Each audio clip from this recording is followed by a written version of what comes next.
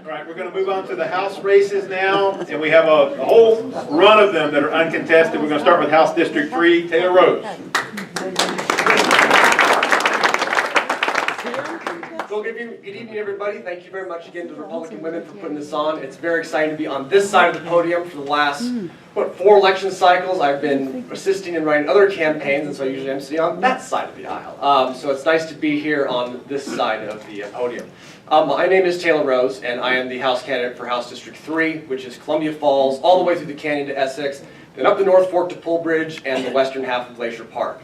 It's great to be in this district because the district really resonates with my philosophy and my identity as who I am as a Montanan. The working class nature of the district is kind of a summary of also how I was raised. In a working class family, my grandparents were all Union Democrats, later became Republicans thanks to Ronald Reagan. And for me, knocking the doors when I'm out there like I was today up close to the North Fork talking to people, it really is about jobs. But it's not just about the jobs specifically, it's also about the feds and fighting back against the feds. When you live in an area where natural resources are the basis, or your lifeblood, your economic lifeblood, it's the feds who are the problem. The feds are in the way. And we have to, as a state, start banding together to push back against the feds.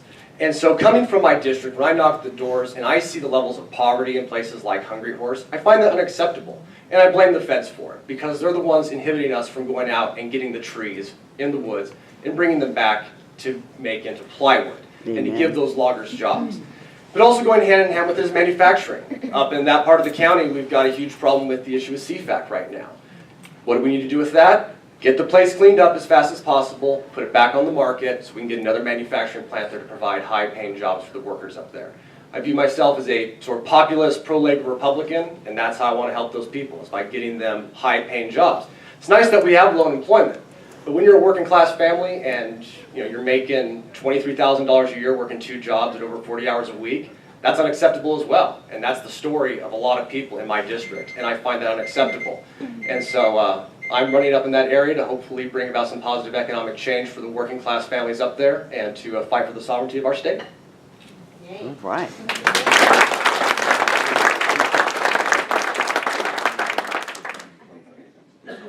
Would you support a local option sales tax? The answer is no. I would not support any increase in sales tax. The last thing working class families need is more money being taken away from them when they're trying to put food on the table.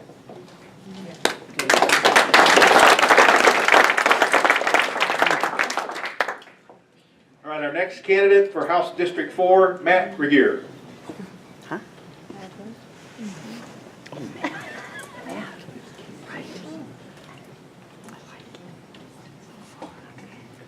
Hello, Matt Regier, candidate for House District 4. I'm born and raised right here in the Flathead Valley.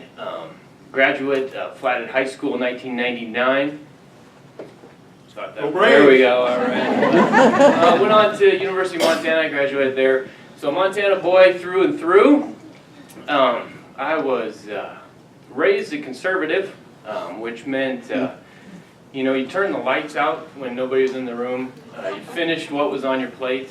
Anybody relate to that? Yeah. We even had the finger test in the Regier household when I was growing up, which, I'm going to tell it anyway. We're all friends here, right? So you could only, when you're running the water for your bath, you could only fill it up to your second knuckle. Oh. And that's all you got. That was it. So, yeah, can you say conservative?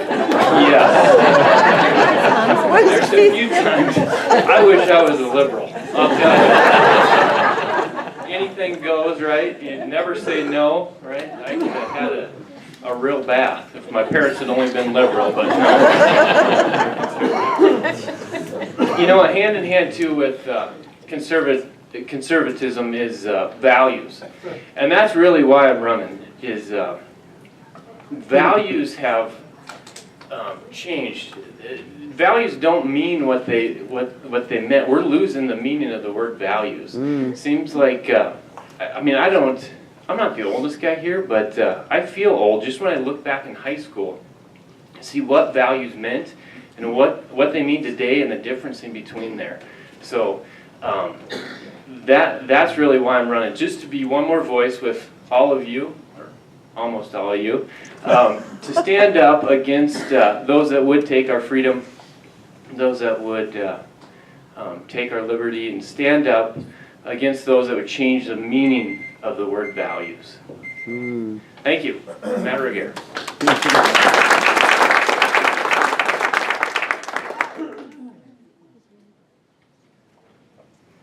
Would you support a minimum wage of $15 an hour? That's pretty low. No, I think the workers, I mean, to me, that's just a slap in the face. The workers are the one that get their value. To have somebody in Helena say, hey, you're worth that? No, I believe in the workers of Montana, that they are valuable and they can stand up and they can earn their wage. You don't need a politician in Helena to tell you what you're worth. Amen. No.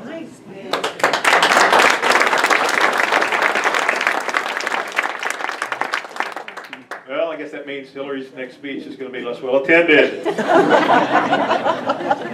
right, moving on to House District 5, and I don't know how to pronounce your last name, Chet. I apologize if I butcher it. Billi? Yep, Billy. Okay.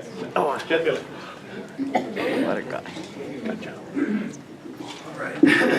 Well, thank you. My name is Chet Billi, and I am 18 years old.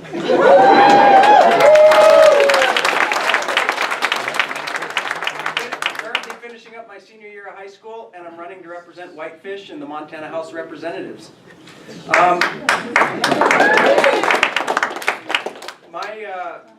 I'm not really running on issues, you know. I'm like kind of like Matt. I'm running on values and principles more. You know, I'll answer policy questions and whatnot. But and I've got a whole thing about principles, but I don't have enough time to fit it all in here. So I'm just going to tell you kind of basically my philosophy where my governing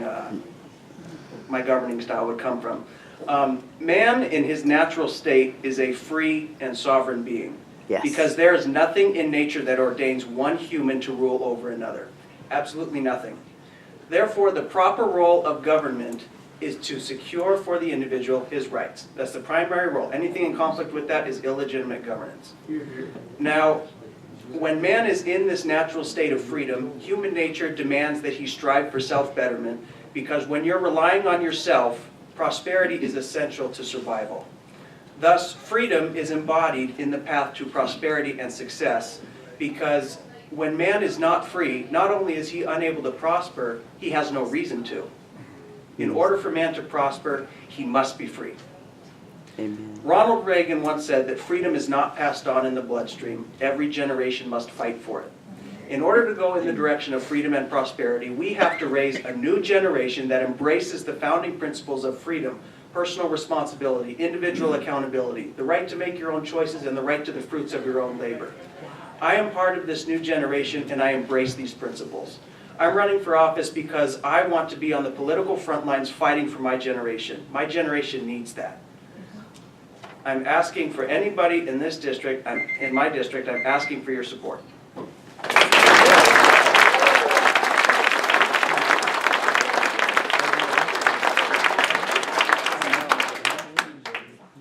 Would you support a minimum wage law of $15 an hour?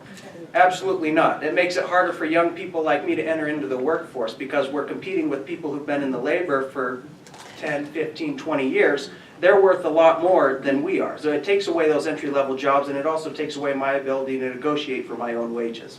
So no.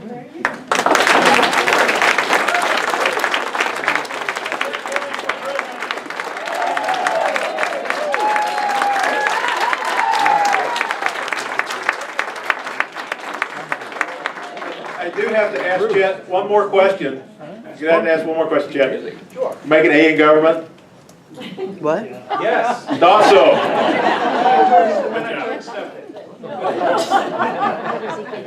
You know, Chet echoed a lot of things we talked about that I preach to my kids every day about understanding how important government is, how big of an influence it can have in their lives. I'm glad it sunk in. Good job. All right. Even though it wasn't in my class. All right, moving on to District 6, Carl Glimm.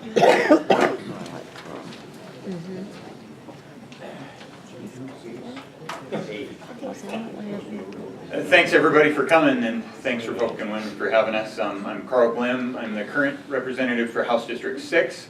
I'm a husband, I'm a father to 2 of our children, and also to a foster kid that we're working on adopting, so that'll make 3. And that brings me to my reason for why I first started to run this. I've served 2 terms. This will coming up would be my 3rd if I win. And that's that I'm worried about our kids and what we're leaving for them in our state. I don't want our kids to have to leave. I want them to be able to stay here, make a good living, be successful, and enjoy what we all enjoy, why we're here, the reason we all live here. In my time in the House, I have served on appropriations, and we kind of have, there's kind of 2 paths when you're in the legislature. If you're a numbers guy and a cheap bugger, you can be on appropriations, and then there's the other path of policy and stuff, and so they get to decide all the policy questions, and so I'm on appropriations because I'm a cheap bugger, and but last session I decided I'd try my hand at the policy stuff, so I picked some really easy stuff to carry for bills.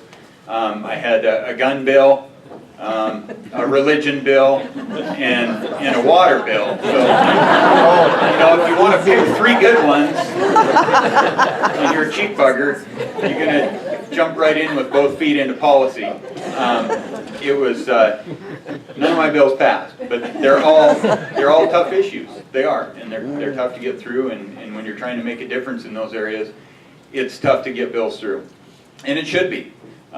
We got an awful lot of laws on the books, and probably a whole ton of them that don't need to be there. So it's good that it's tough to get laws on the books. So I would appreciate anyone's support. If you live in my district, House District 6 is west and north of here, wraps around Whitefish all the way out to the county line.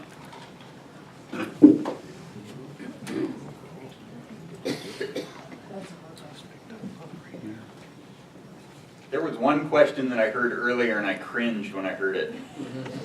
And would you support an increase to the gasoline tax? So what I didn't tell you is that in my position in the legislature, I'm the chairman for Section C, which oversees all natural resources in the Department of Transportation.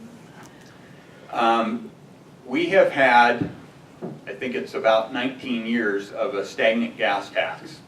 Our gas tax is a certain amount of cents per gallon, so it doesn't change as things grow.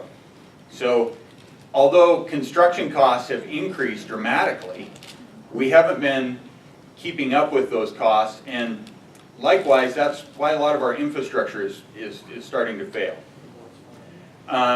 We used to have quite a cushion in that account, the gas tax account, and we've spent through that. Now, there's a lot of things that we can do, I think, to help with that. But at some point, we are going to have to look at what we're doing for gas tax. Now, I'm not for it, but at some point, we're going to have to look at it because we need to fund the infrastructure in our state. Luckily, the feds match. For every $1 Montana spends, $7 comes from the feds to help us pay for those roads. So that's one benefit we get from the federal government. There aren't very many.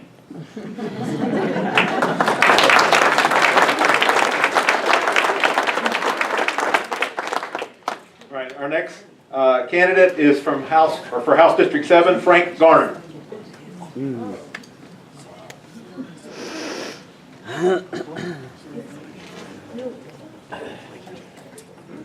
So good evening, my name is Frank Garner, and I'm running for House District 7. That's kind of the greater Kalispell area. It really goes from Meridian Road down to Outlaw Inn and over by Conrad Cemetery, if you know where that's at. And if this were California, some of them would probably be voting here in June too. But, I want to start by saying I was a freshman legislator, really enjoyed it, proud of the service and the people in this room that I served with.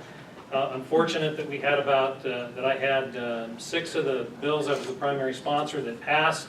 As a matter of fact, on medical issues, I want to let you know that they thought so much, in my opinion, they paid me exactly the same amount as they did Representative Ochevsky. right? The good doctor, we both got $10.33 an hour for our medical care. My background here is I grew up in Kalispell, raised 3 kids. 2 of my sons were in the military, one in the Army, one in the Marines. I'm really proud of them. I served 21 years on the Kalispell Police Department. The last 8.5 years I was the chief of police. I had a chance to spend a year in Afghanistan, and that's a topic, whole different topic for a whole nother day, but I learned a lot while I was there. I'm currently the chief of security for Kalispell Regional Healthcare. I've been married to my wife, Teresa, for 35 years. And the reason I ran is in great part because of that family, and because I worry about what the next 30 years is going to look like a lot. And I think if you really enjoyed the last 30 years and the $18 trillion in debt and those kind of things, I think you're going to really enjoy the next 30 if we don't do something different, okay? And that's why I've got really 4 primary areas I want to look at. And first is public safety, and I think I can bring a lot to that experience. And for those of you who don't know, we have really a crisis going on right now, and it has a lot to do with the drug industry, a lot to do with heroin and methamphetamine use in our valley. And I want to help with that, education, jobs, and continue to kind of push against dark money influences in our communities.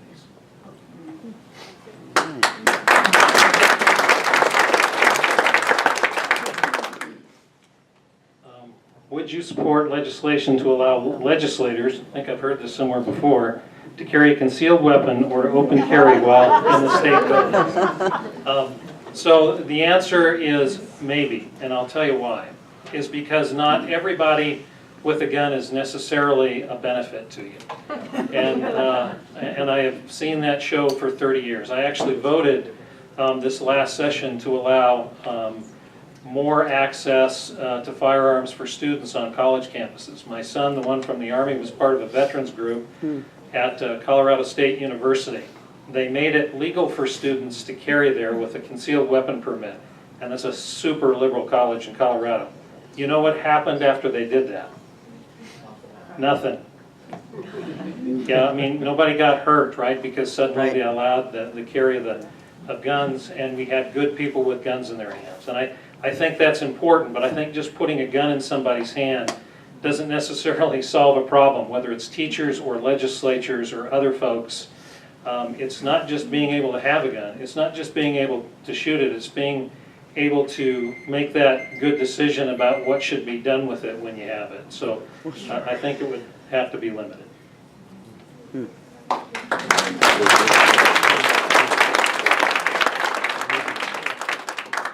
Right, next up would be House District 8, Steve Lavin. I believe he is in Helena. That's the information I have tonight. So we're going to move on to House District 9, Randy Brodehl, excuse me.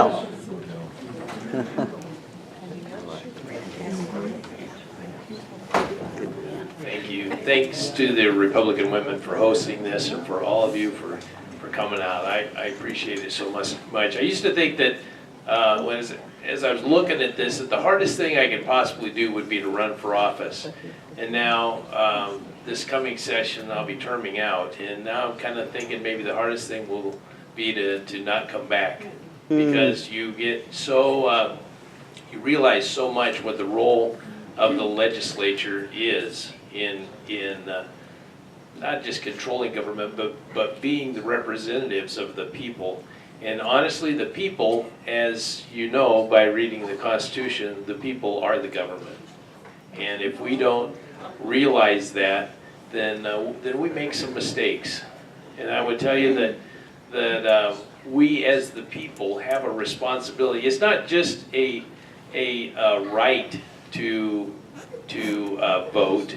It is a responsibility to vote. It's not just a right to run for office. It's a responsibility for people to run for office. And maybe not all of you are cut out for that, but it is our responsibility. So with that, if you see me heading your direction with this kind of quizzical look on my face, it may be because I'm going to ask you if you're going to run for my position next session. So if you're not thinking about running, you might want to running for office. You might want to run away. I do serve on the audit committee. In fact, I chair the audit committee, as Senator D. Brown was talking about, just was reelected to the chairmanship of that audit. That is the committee that found the $1.1 billion of budget dust that the governor misplaced. So we are going after that. We're actively trying to pin some folks down about how that happened and how we're going to continue to prevent that in the future. I also serve on appropriations, and I chair one of the 5 subcommittees of appropriations, and I love doing this, so watch out for me. I thought when I was going to reach into this, I might pull out a rabbit. It says, would you support legislation for accountability and transparency for grant funding and reporting? Absolutely. Oh, yeah. That's the people's money. And as I told Dan Bill, the budget director, when on the $1.1 billion that they lost, this is not your money. This is not the government's money. This is the people's money. And every dime that goes into a grant funding and reporting process belongs to you, the people. We have to know where it goes. Thank you.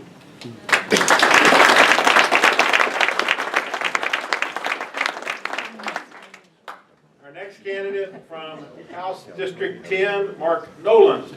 yay.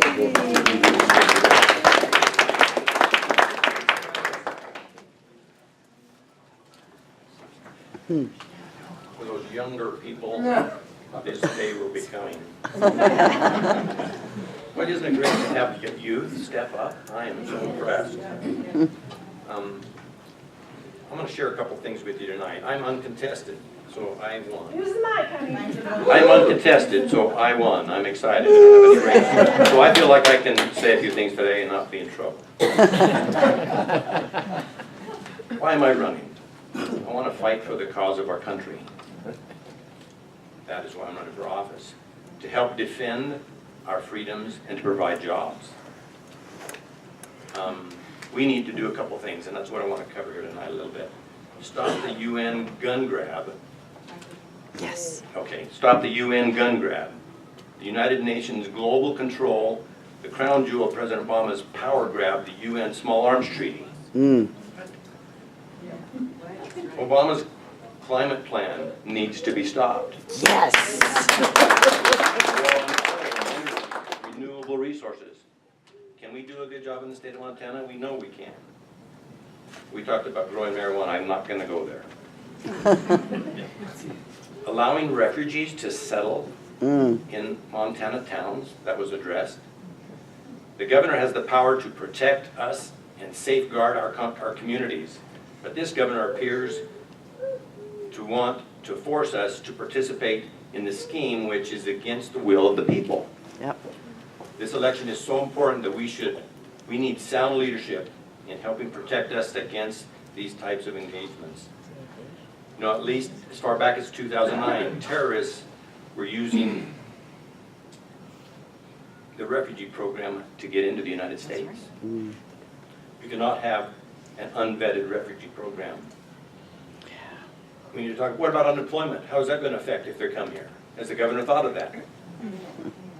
Well, they don't work anyway, someone said. How about our teachers? Are we going to need teachers, that speak that language? How are we going to do that? We can't. Ladies and gentlemen, we need to fight for the cause of our country. We need to stand up for our liberties. We need to be faithful, vigilant, diligent. And I'd like to say, every one of us needs to step up to the plate. We need to go next door, 5 doors down from our house, and get people involved and say, this is such an important race. These decisions, we need to have good governors. I don't have time to get into those. We need to do our part, ladies and gentlemen. Thank you.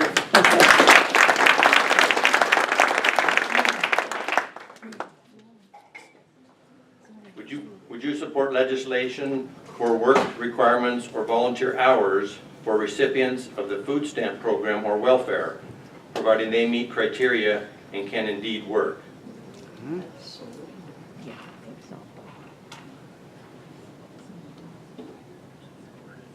Yes.